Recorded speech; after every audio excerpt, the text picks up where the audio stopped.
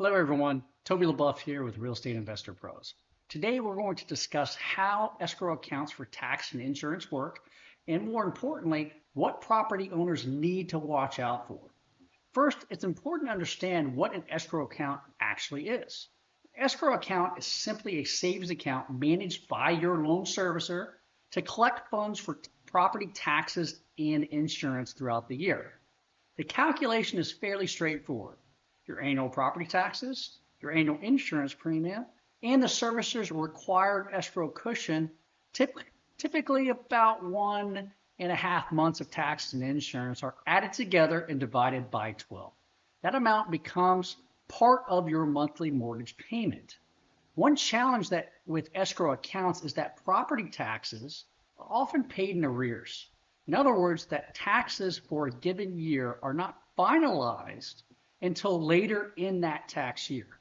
This can make it difficult for servicing companies to accurately estimate future tax obligations when calculating escrow requirements. Most mortgage servicers perform an escrow analysis once or twice each year.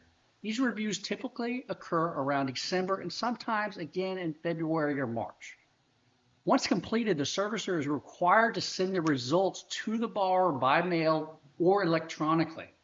Unfortunately, many borrowers glance at this notice and move on without reviewing it.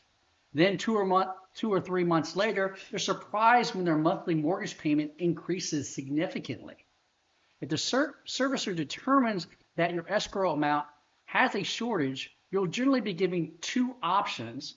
You can either pay for the shortage as a lump sum, or the servicer will spread the shortage over the next 12 months at no interest. However, there's something many borrowers don't realize. In addition to collecting the shortage, the servicer will usually increase your monthly escrow payment for the account for the projected shortage in the coming year. If you choose to finance the shortage over 12 months, your payment may increase even more. The reason it's important to review these analyses is simple. They're prepared by people, and people can make mistakes.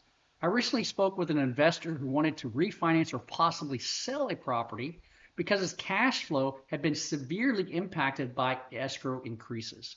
His loan servicer completed an escrow analysis in December of 2025 and increased his payment by $180 per month.